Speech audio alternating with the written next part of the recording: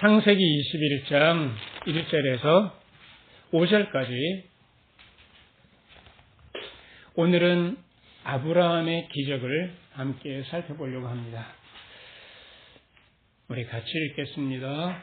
여호와께서 그 말씀대로 사라를 권고하셨고 여호와께서 그 말씀대로 사라에게 행하셨으므로 사라가 잉태하고 하나님의 말씀하신 기한에 미쳐 늙은 아브라함에게 아들을 낳으니 아브라함이 그 낳은 아들 곧 사라가 자기에게 낳은 아들을 이름하여 이삭이라 하였고 그 아들 이삭이 난 지 8일 만에 그가 하나님의 명대로 할례를 행하였더라. 아브라함이 그 아들 이삭을 낳을 때에 100세라. 아브라함이 경험했던 그 기적, 그 기적을 오늘 살펴보면서 우리들에게도 하나님의 아브라함을 향한 그 마음, 아브라함을 향한 그 기적, 우리에게도 함께하기를 주님의 이름으로 축원합니다. 아브라함에게 있는 기적이 어떤 기적이었습니까? 오늘 말씀에 보면 100세 할아버지가 아들을 낳는다는 것. 그리고 창세기 12장에 보면 하나님께서 아브라함에게 이 말씀을 하십니다. 내가 너를 복되게 할 텐데 본토 친척 아비 집을 떠나라. 너를 큰 민족을 이루게 하겠다라고 하는 약속을 하나 하시고요. 또 하나는 어떤 약속을 하시냐면 내가 너를 무슨 근원이 되게 하겠다? 복의 근원이 되게 하겠다라고 하는데 사실은 근원이라는 내용은 성경에 나오지 않습니다. 본래 원문에 보면 내가 너를 복이 되게 하겠다라고 약속을 해주십니다. 떠나라. 그러면 내가 큰 민족을 이루고 네가 복이 되게 하겠다 이렇게 약속을 하셨는데 이 약속을 받은 아브라함은 그 말씀을 받고 떠나기가 쉬웠을까요? 어려웠을까요? 만약에 우리들에게 뜬금없이 하나님께서 이렇게 나타나셔서 본토 친척 아비 집을 떠나라 이렇게 말씀하셨다면 나는 아파트 팔고 집 팔고 내가 지금 직장 두고 떠날 수 있겠냐고요. 훅 떠날 수 있겠냐고요. 떠나기 쉽지 않아요. 그런데 아브라함이 떠날 수밖에 없었던 것이 있었던 거죠. 아마도 그의 마음속에 뭔가 허한 마음, 이것만 있으면 정말 나는 부족함이 없는데 라고 할 만한 뭔가가 있었기 때문에 그것 주님의 말씀을 따라서 약속을 따라서 가지 않았을까. 아브라함 75세인 아브라함에게 무엇이 부족했습니까? 당시에 뭐가 없었나요? 아들이 없었어요. 지금 이 아브라함은 당시에 그 족속의 족장이었다고요. 말하자면 권세도 있고 재물도 있는 사람인데 허한 부분이 있는 거예요. 자기의 족장을 넘겨줄 후손이 없었던 거죠.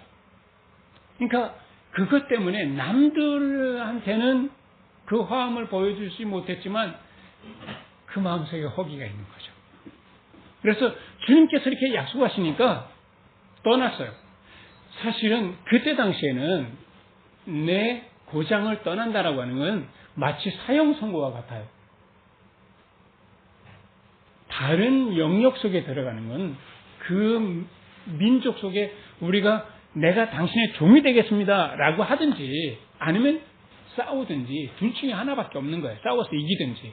그래서 주님의 말씀을 따라서 가나안 땅으로 간다라고 하는 것은 가나안 땅 사람과 싸우든지 아니면 그에게 종이 되든지 지금처럼 이렇게 내가 족장으로 당당하게 살아가기는 참 어려운데 그럼에도 불구하고 주님의 말씀을 따라갔어요. 따라갈 때에 아브라함은 자기를 어떤 사람으로 생각했을까요? 나는 별 볼일 없는 사람이다라고 생각했을까요? 나는 그래도 좀 괜찮은 사람, 꽤 괜찮은 사람이라고 생각했을까요? 나는 아주 괜찮은 사람, 참 대단한 사람이라고 생각했을까요? 어땠을 것 같아요? 셋 중에? 나는 아주 괜찮은 사람, 대단한 사람이라고 생각했을까요? 왜 괜찮은 사람이라고 생각했을까요? 아니면 별 볼 일 없는 사람이라고 생각했을까요? 제가 볼 때는 나는 그래도 꽤 괜찮은 사람. 한 75세인데 내가 아이 없는 게 좀 부족해서 그렇지, 한 몇 점이나 줄까요? 한 75점은 주지 않을까요? 네, 그래서, 나는 좀 괜찮은 사람이라고 생각하면서 주님의 말씀을 따라가는데, 사실은 그의 마음속에 들어있는 마음은, 호한 그 마음을 따져보자면 사실은 몇 점짜리일까요? 0점짜리인 거예요. 그런데 자기 인식, 다른 사람이 자기를 보는 인식은 나는 적어도 75점은 돼. 다른 사람이 볼 때는 저 사람 자식이 없어서 그렇지, 저 사람 참 괜찮은 사람이야 라고 볼 수 있는 사람인 거죠. 가나안 땅에 가보니까 역시나 싸움이 벌어진 거예요. 그래서 소돔 땅에 살고 있던 자기 조카 롯이 자기를 따라왔는데, 그 소돔 땅에 살고 있는데 어느 날 소식이 롯이 잡혀갔다는 거예요. 연합군에게. 그러니까 아브라함이 집에서 길리온 사람 318명을 딱 데리고 가가지고 그 연합군을 딱 물리치고 조카를 되찾아왔어요. 모든 재물까지. 이러면 괜찮은 사람이 어떤 사람으로 변할까요? 나는 엄청난 사람, 나는 대단한 사람으로 변하는 거죠. 나는 대단한 사람. 네, 이렇게 자기의 이렇게 격상이 됐는데, 근데 그 가나안 땅에 왜 왔어요? 하나님께서 뭐 주리라는 약속을 하고 왔냐면 너를 큰 민족을 되게 해주리라 하는 이 약속이 있어서 왔는데, 여지까지 뭐가 없는 거예요? 10년이 지나도 아들이 없는 거예요. 자식이 없는 거예요. 근데 사라가 귀가 솔깃한 제의를 하는 거죠. 무슨 솔깃한 제의를 해요? 저 여종을, 나를 통해서 아이를 낳기는 좀 힘드니까 저 여종을 통해서 좀 아이를 낳으면 어떻겠냐. 그것도 자기가 혹해서 그런 것도 아니고요. 아내가 제의를 한 거니까 이거 괜찮은 제의잖아요. 그래서 아이가 생겼어요. 거의 이 꼼수가 통한 거네. 그러면은 이 집안에 경사가 나야 되는데 난리가 난 거죠. 왜냐하면 이 여종이 내가 아이를 갖고 보니까 여 주인이 어떻게 보여요? 하찮게 보이는 거예요. 그래서 여 주인을 무시하고 멸시하는 이런 사태가 벌어진 거예요. 이 꼴을 사라가 견딜 수 있겠냐고요. 그래서 배가 불러오는 그 여종을 어떻게 했을까요? 내쫓았어요. 아브라함 마음이 어땠겠어요? 이제 내 아이라고 할 만한 아이를 내가 좀 한번 안아보나 했는데 쫓아낼 상황이 된 거야. 참 마음이 비참한 상황이 된 거죠. 이게 정말 어땠을까요? 그 마음이. 지금 이 아브라함 생각해 보세요. 이 연합군을 이길 수 있는 권세는 있는데 자기 아내의 마음을 다루지는 못하는, 이러지도 저러지도 못하고 우왕좌왕하는 약한 사람인 것이 아브라함의 한계가 드러나잖아요. 꽤 괜찮은 사람이라고요? 여기서 언제든지 무너질 수 있는 못난 사람인 것이 여기서 점수가 이제 떨어지는 거죠. 나는 전쟁에서 이길 수 있는 95점 정도 되는 사람인데 이제는 아내도 어떻게 할 수 없는 한 30점이나 되는 참 못난 사람인 거죠. 그런데 그 여종이요, 그렇게 핍박을 받고 쫓겨난 여종이 여러분이라면 서슬시퍼란 여주인이 쫓아내는데 다시 돌아올 수 있겠습니까? 무서워서 못 돌아오죠. 근데 이 여종이 배부른 채로 울면서 돌아온 거예요. 그러면서 이렇게 이야기하는 거예요. 하나님께서 그 은혜를 베푸셔서 나에게 광야에서 다시 되돌려 보내셨습니다. 그 여주인에게 가서 바짝 엎드려서 잘 지내라 다독여주면서 이 아이의 이름까지 지어주셨어요. 하면서 하나님께서 되돌려 주셨다는 거예요. 아브라함은 이제는 이 아이는 이제 끝장났구나. 저 광야에서 저 여인과 함께 뱃속에 있는 아이는 죽었겠지 라고 했는데 다시 돌아온 거 보니까 이거는 내가 어떻게 할 수 없는데 하나님께서 되돌린 거잖아요. 눈이 번쩍 뜨인 거죠. 하나님에 대한 인식이 자라나는 거예요. 이게 하나님의 은혜가 이런 건가? 했는데 그러고 난 다음에는 하나님께서 또 주시겠지, 아들을 주시겠지 했는데 벌써 10년이 지나서 이 아이를 낳았어요. 이스마엘을. 그럼 나이가 벌써 몇 살이 됩니까? 85세예요. 근데 하나님께서 끊임없이 나타나셔서 뭐라고 말씀하시냐면 너의 핏줄을 통해서 사라를 통해서 아이를 낳을 거라고 하는데 한 해, 두 해가 지나가고 14년이 지나도 아무 소식이 없는데 99세쯤 돼서요. 99세쯤 돼서 하나님께서 99세에 아브라함에게 엄청난 일들이 많이 벌어집니다. 네가 이맘때 아이가 낳을 것이다. 이런 말을 듣고 아브라함이 웃었어요. 왜 웃었을까요? 너무 기뻐서 웃었을까요? 어이가 없어서 웃었을까요? 어이가 없어서 웃었어요. 이 이야기를 누구도 같이 들었냐면 사라도 들었는데 사라도 웃었어요. 어째서요? 너무 행복해서요? 아니 너무 어이가 없어가지고 내가 다 안 읽었는데 무슨. 자, 이런 상황에 99세 때 무슨 일이 벌어졌냐면 그 조카 롯이 어느 땅에 살고 있었다고요? 소돔 땅에 살고 있었는데 그 소돔 땅에 너무 죄악이 넘쳐서 하나님께서 그 소돔 땅을 멸망케 하리라고 하는 그 말씀을 듣고 하나님과 끊임없이 하나님 이 소돔 땅 제 조카가 살고 있는데 불쌍히 여겨 주시옵소서 하고서 의인 10명만 있어도 그 땅이 멸망하지 아니라고 하는 그 말씀을 들었는데 사실은 의인 10명은커녕 한 사람도 없었던 거예요. 그래서 그 죄악이 가장 넘치는 땅에 어떻게 멸망하는지 정말 유황과 불이 비같이 내리는 것을 보고 그 땅이 황폐한 한순간에 멸망하는 것을 한눈으로 본 거예요. 이 악이라고 하는 게 이렇게 무섭구나. 이렇게 무섭다면 그럼 어떤 생각을 했겠어요? 나는 그러지 말아야 되겠다라고 하는 생각을 얼마나 단단히 했겠냐고요. 그런데 아브라함이 자기의 연약함과 정면으로 만나는 일들이 벌어진 거예요.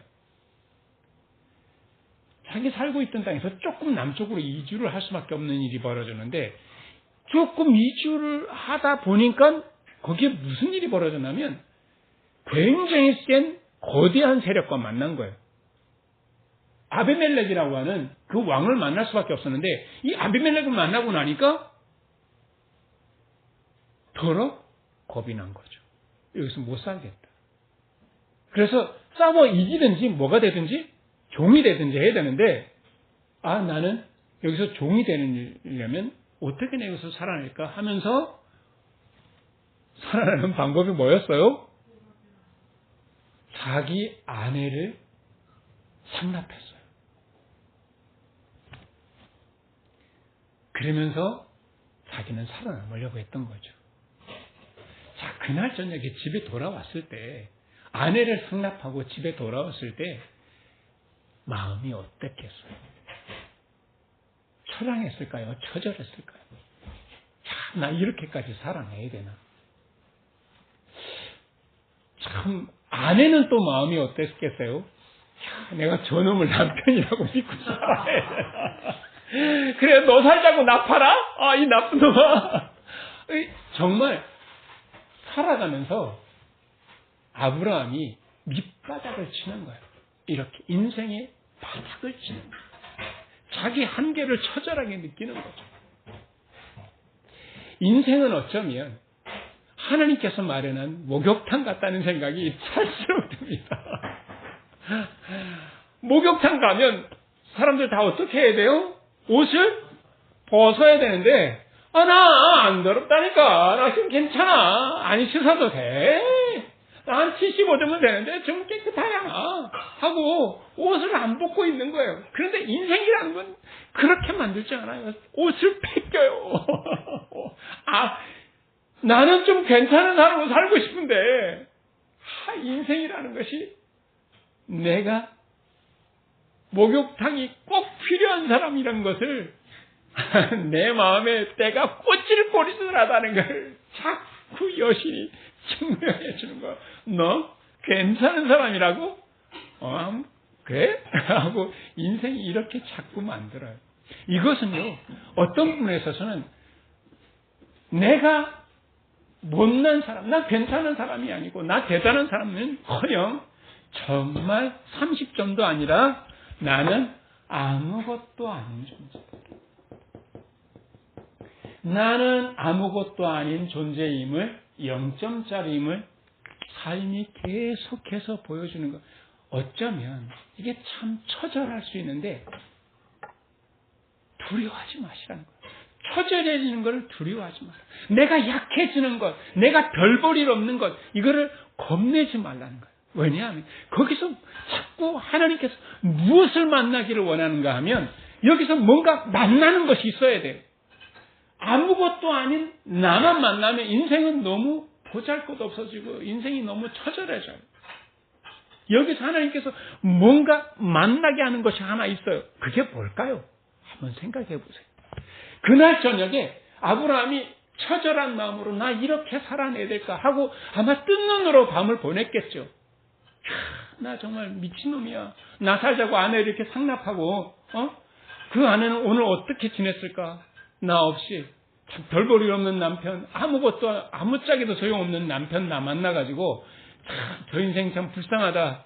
이러고 뜬 눈으로 밤을 보냈는데 그 다음날 아침에 아비멜렉이 후다닥 쫓아온 거예요. 그 왕이요. 그거 너 왜 나한테 거짓말했어? 네 마누라라면서 나 전날 밤에 꿈에 죽는 줄 알았다고. 하나님이라는 분이 나타나가지고 이놈의 새끼야 너 남의 아내를 네가 덥석 받아? 이거 그놈이 살아남으려고 한 거짓말이야. 빨리 돌려보내 하고서 이 왕이 너 만약에 안 돌려보내면 네 온 족속을 내가 멸망시킬 거다. 도로 겁이 나가지고 은 1000개까지 막 아내까지 데려와가지고 도대체 너 왜 나를 잡아 죽이려고 환장이냐 이놈아 이러고서 무릎을 꿇는 걸 본 거예요. 이렇게 하나님께서 일하시는 거죠. 내가 아무것도 아니야 라고 하는 거 사람들이 참 피하고 싶어 하고요. 이거 부끄럽게 생각하고 자꾸 부정하려고 그래요. 그러지 말라는 거예요. 그곳에서 내가 내 마음의 옷을 싹 벗었을 때 하나님께서 은혜의 따뜻한 물로 씻어주시는 거예요. 하나님의 은혜를 만날 수 있어요. 나는 아무것도 아닌데 하나님께서 이렇게 나를 은혜를 베푸셔서 여태까지 살아내게 하셨구나. 그럭저럭 살아내는 것만 아니라 이렇게 고귀한 존재로 저 왕이 내 앞에 무릎을 딱 꿇어서 야야 너 여기서 살아. 내가 보장해 줄게. 내가 겁나서 네가 믿는 하나님이 어떤 분인지 모르겠지만 내가 겁나서 못 살겠다 할 정도로 납작하게 엎드릴 정도로 이렇게 큰 하나님의 뭐를 만나게 해요? 은혜를 만나게 됩니다. 그래서 인생의 밑바닥에서 내 약함만 보고 있으면 너무 쪼그라들어서요. 마음이 너무 힘들어요. 그런데 내가 지금까지 어떻게 살아왔지? 지금 내 눈앞에 펼쳐지는 게 뭐야 도대체? 라고 하는 걸 눈을 뜨고 보면 하나님 은혜가 가득 넘치는 것을 우리가 확인할 수 있어요. 그래서 인생 바닥치는 것을 두려워하지 말라는 거죠. 그리고 눈을 크게 한번 떠보세요. 거기에 하나님의 크신 은혜가 나의 못난 자아를 가득 넘치게 인도해 주신다는 거죠. 그래서 아브라함은 인생의 바닥을 치면서 그의 마음속에 뭐가 조금씩 자라가나면 하나님이 이렇게 은혜로운 분이시구나 라고 하는 것을 믿어지는데, 이 믿음은 내가 믿음을 이제부터 뜨겁게 가져보리라 이런 믿음이 아니고요. 내가 막 의기충천해서 막 그런 의지를 갖는 내가 믿어보리라 이런 믿음이 아니라 저절로 믿게 되는 거예요. 하나님이 이렇게 크신 분이고 이렇게 은혜를 베푸시고 나는 별 볼 일 없는데 하나님께서 이렇게 나를 존귀하게 하시고 나를 귀하게 대접해 주시는구나. 하나님의 감동을 받아서 하나님의 설득을 받아서 점차 커지는 것이 바로 믿음입니다. 그래서 아브라함이 무슨 조상이라고 그래요? 믿음의 조상이다라고 하는데, 아브라함이 막 믿음을 엄청나게 크게 가져서 믿음의 조상이 된 게 아니라, 믿음의 조상이라고 하는 의미는 이렇게 믿음을 크게 가졌으니까 너도 해봐! 이게 아니라, 조상의 의미는 어떤 의미인가 하면, 제가 일전에도 말씀을 드렸던 말씀인데, 이 견본품 또는 모델하우스라고 하는 의미예요. 여러분들 그 견본품은 멋지게 만들어 놓고 실제 제품은 아주 허접하게 만들면 그 사람은 뭐라고 합니까? 사기꾼이라고 그러죠. 하나님은 이런 사기꾼이 아니에요. 아브라함은 멋지게 만들어 놓고 나는 별볼이 없게. 이게 하나님은 사기꾼이 이렇게 되면 하나님은 사기꾼이 아니기 때문에 하나님께서 아브라함처럼 내가 아무것도 아닌 것을 고백할 때 은혜를 가득 체험하게 하셔서 믿음을 갖게 한 것처럼 나도 그렇게 인도해 가신다는 거죠. 내가 약할 때 약하면 넘어지지 마시고 하나님의 그 크신 은혜를 붙잡아 보자고요. 이럴 때 우여곡절 끝에 100세에 오늘 말씀대로 사라가 잉태해서 이삭이 태어나죠. 자, 이삭이 태어났을 때 어떻게 사람들에게 말할 수 있겠습니까? 100세의 아이를 낳으려면 근력이 있어야 돼. 먹을 것도 잘 먹어가지고 이게 신체가 튼튼해야지 이런 간증을 할 수 있겠습니까? 차마 그런 말 할 수 없죠. 이거는 하나님께서 하신 거예요. 나는 한 게 아무것도 없어. 나는 죽은 자와 방불한데 하나님께서 이렇게 하늘의 별처럼 해변의 모래처럼 하나님께서 인도하시고 이렇게 많은 후손을 갖게 해주시라고 이 이삭을 통해서 약속하셨어. 이렇게밖에 어떻게 더 고백하겠어요? 자, 이렇게 해서 큰 민족이 되리라고 하는 이 약속은 이루어졌잖아요. 근데 또 한 가지 약속이 이루어져야 돼요. 그게 뭡니까? 네가 뭐가 되리라? 네가 복이 되리라 라고 하는 약속이 한 가지 더 남았어요. 자, 만약에 이 아브라함이 100세에 이제 아이를 갖고 그 전에 85세에 또 아이를 하나 가졌죠. 그러면 이스마엘 있고 이제 이삭도 있고, 자, 그러면 사람들한테 이렇게 말할 수 있죠. 야, 내가 살다 보니까 인생은 살만해. 역시 기적은 기적이구만. 살다 보니까 내가 이렇게 늙은 사람이 아이가 둘씩이나 있잖아. 그러면 다른 사람들이 영감님 대단하십니다. 근력도 대단하시고요. 이럴만 하잖아요. 떵떵거릴 수 있잖아요. 그러면 사람들이 아브라함을 보고 나도 저렇게 살아보고 싶다라는 생각이 들까요? 노인네가 100세가 돼가지고 아이들을 얼마나 의지하고 살까? 저희들은 또 얼마나 힘들까? 이런 생각할까요? 저 노인네 좀 있으면 노망될 텐데 저렇게 떵떵거리고 살만한가? 저게 저 양반 이렇게 큰 소리 치는 게 저게 노망들어서 저런가? 이런 말을 들을까요? 그러면 다른 사람들이 볼 때 복이라고 보겠냐고 그게요. 그 삶은 복인 게 확실히 맞아요. 족장인 거 맞고 가는 데마다 그 왕들이 딱 무릎 꿇는 걸 보니까 사람들이 대단해. 그 자네 둘까지 생겼으니까 삶이 복 받은 거 맞아요. 그런데 그 사람 자체를 보고 저 사람 참 복된 사람이야. 나도 좀 저렇게 살아보고 싶다. 하겠냐고요. 그러지는 않을 거예요. 자, 그래서 하나님께서 이 아브라함에게 복됨을 어떻게 키워가시는지 보세요. 자, 여기서 하나님께서 이스마엘을 주신 거를 이제 이스마엘을 거둬들이는 거죠. 어떻게 거둬들여요? 이삭이 젖될 때 큰 잔치를 베풀었잖아요. 잔치를 베풀고 기뻐할 때 누구 배가 아팠겠어요? 형? 이스마엘이 배가 아팠겠죠. 아버지는 둘째만 이뻐해. 나는 정실에서 태어난 아이가 아니라고 저렇게 잔치를 베풀어 줬을까 하면서 몰래 이삭을 꼬집기도 하고 한 대 차기도 하고 지나갔는데 그걸 누가 봤어요? 사라가 본 거죠. 한 성깔하는 사라가 어쨌겠습니까? 쫓아냈죠. 자, 쫓아낼 때 또다시 아브라함은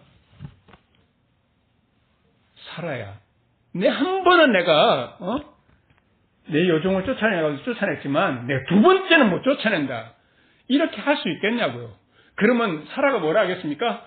그래, 당신 잘났어. 그러면 내가 이 아들을 안고 내가 살겠다고 가버리면 아무것도 안 남잖아요. 어떡하겠어요? 지금 이 이삭을 낳게 한 이 사라 붙잡고 살아야 되잖아요. 그래서 쫓아낸 거예요. 자, 그날 밤에 또 얼마나 속이 쓰렸겠습니까? 정이 많이 들었을 거 아니에요. 그런데 그날 밤도 아마 눈물로 밤을 지새웠는지 모르죠. 그래서 아마 종을 보냈을 거라고 생각해. 제가 볼 때는 살아있냐 죽었냐 한번 가봐라. 네, 종을 보냈는데 이 쫓겨난 아들과 그 여종이 너무 해피하게 길을 가고 있는 거예요. 광야로 쫓겨나갔으면 막 정말 울며불며 가야 되는데 사연이 있었던 거죠. 정말 이 여인이 쫓겨나고 보니까 그 광야에서 죽을 것 같은 상황에서 아이를 앞에 놓고 막 울며불며 막 목 놓아 울었는데 그때 하느님의 사자가 나타나서 큰 민족을 내가 이루게 하리라. 두려워하지 마라. 내가 너의 길을 인도해 주마.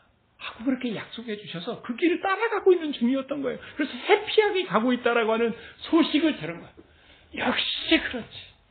나는 아무것도 아니지만 하나님께서 인도하시는구나. 라고 하는 것을 그 마음에 얼마나 철저하게 마음을 가졌겠어요. 하나님의 그 신과 나는 아무것도 아니고 계속해서 인생 속에서 만나는 거죠.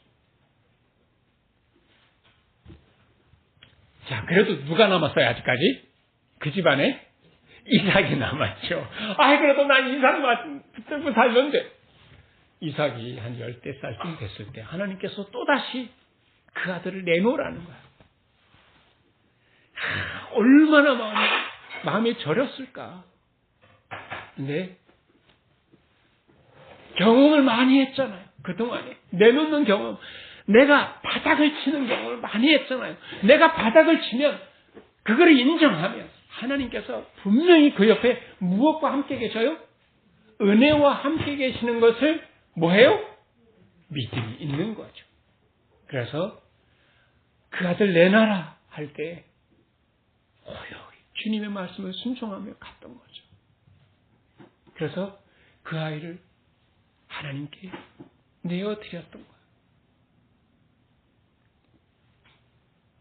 그래서 이웃 사람들이 볼 때 이 아브라함 언제나 겸손하고 나는 아무것도 아닙니다. 내가 한 거는 아무것도 아닙니다. 내가 이룬 것도 아무것도 없죠. 다 하나님께서 하셨습니다.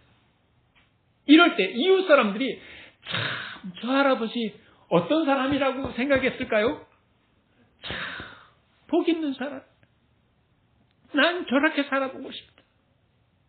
나도 저렇게 한번 자기 드러내지 않고 정말 사랑만 남아있고 겸손만 남아있는 저렇게 기적 속에 살아가는 저런 사람 한번 배워보고 싶다. 그렇지 않았겠어요? 저는 그래서 아브라함을 믿음의 조상으로 내세운 하나님이 나의 하나님인 것이 참 좋아요. 인생 살아가면서 이 굴곡진 인생, 고통도 있고 슬픔도 있고 그러면서 내가 얼마나 덜 볼 일 없는가를 끊임없이 경험하는 거죠. 근데 그 별 볼 일 없는 것을 나를 보고 자책할 것도 없고 도망갈 것도 없고 나는 그렇지 않아 하고 부정할 것도 없는 거예요. 왜냐하면 그 자리 바로 옆에는 나를 지금까지 인도해 오신 하나님의 뜨뜻한, 하나님의 뜨거운 사랑, 하나님의 따뜻한 은혜가 거기에 함께 있다라고 하는 것을 늘 발견하기 때문에 내가 내 힘으로 살았냐고? 아니잖아요. 하나님의 은혜 속에 살았잖아요. 하나님의 사랑이 기적같이 지금까지 인도해 주셨잖아요. 아브라함만 기적을 만나요? 우리도 기적을 보고 있는 거 아니에요? 그래서 아브라함을 믿음의 조상으로 세웠던 하나님처럼 우리 또한 기적과 같이 인도하셔서 우리의 삶을 복되게 하시고 마침내 나를 복으로 세워주실 것을 믿고 나아가시기를 주님의 이름으로 축원합니다. 우리 같이 기도하겠습니다. 우리 주님, 우리가 살아가면서 이 세상에서 참 내가 감당할 수 없는, 내가 감당하기에 참 힘든 인생을, 힘든 일들을 만날 때가 있습니다. 그 무엇 하나 헛된 것이 일어났다 사라지지 않는 것을 믿습니다. 모든 것들이 하나님의 크신 은혜의 손길 하나에 있고 하나님의 나를 아름답게 세워가시는 큰 그림 속에 있는 것을 우리가 믿습니다. 우리의 삶을 복되게 하신 우리 주님, 기적과 같이 살고 있음을 주님 앞에 고백합니다. 끝까지 나를 낮추셔서 나를 겸손케 하시고 사랑의 사람으로 만들어 가시는, 나를 복되게 하시는 아름다운 기적의 손길 주여 감사합니다. 내가 낮아지는 것을 두려워하지 않게 해주시고 도리어 감사할 수 있는, 그래서 내 속에는 오직 하나님만 남는, 사랑만 남는 복된 우리 모두가 될 수 있도록 인도하여 주시옵소서. 예수 그리스도의 이름으로 기도합니다. 아멘. 자, 우리 준비하는 금 드리면서 우리 같이 찬송 498장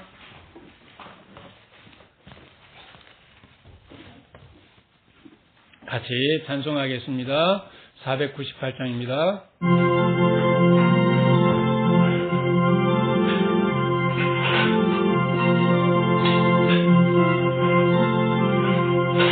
은혜고 내게 은혜의 주님, 은사원한 내게 은사의 주님, 신유고 내게 신유의 주님, 나의 마음속에 지금 오셨네. 나의 생명 되는 예수 예수님, 영원토록 모셔 내 기쁨 넘치네. 말씀 위에 서서 내 뜻 버리고 감정을 버리고 말씀에 서니 불완전한 믿음 완전해지고 내가 이제부터 주만 붙드네. 나의 생명 되는 내 주 예수님, 영원토록 모셔 내 기쁨 넘치네. 내가 염려하며 계획하던 것 믿고 기도하며 주께 맡기고 나의 모든 소원 던져버리고 주의 뜻을 따라 살기 원하네. 나의 생명 되는 내 주 예수님, 영원토록 모셔 내 기쁨 넘치네. 밑에부터 제일 죽게 던지고 끊임없이 주를 찬송하면서 전엔 나를 위해 일해왔으나 이제부터 주만 힘써 일하리. 나의 생명 되는 내 주 예수님 영원토록 모셔 내 기쁨 넘치네. 나의 소망 되는 구주 예수님 이 세상에 다시 강림하겠네. 나의 등불 밝혀 손에 들고서 기쁨으로 주를 기다리겠네. 나의 생명 되는 내 주 예수님 영원토록 모셔 내 기쁨 넘치네.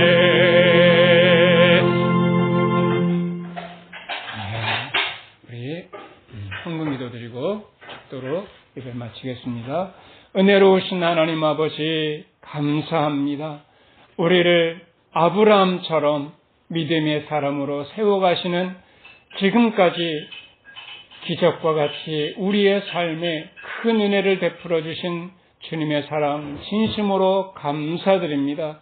감사하여서 주님께 드린 이 헌금 주님의 은혜에 비하여서 참 보잘것없지만 감사함으로 드리오니 주님께서 기쁘게 받아주시고 드린 손길들마다 아브라함의 그 믿음, 축복 허락하여 주시기를 간구하며 기도합니다. 이 헌금이 주님의 나라를 위하여서 귀하게 잘 사용되어지도록 주님 축복하여 주시옵소서. 이제는 우리 구주 예수 그리스도의 은혜와 하나님 아버지의 크신 사랑과 성령의 교제 교통하시는 역사가 이제부터 영원토록 우리 교우들 위해 함께 계시기를 간절히 축원하옵나이다. 아멘.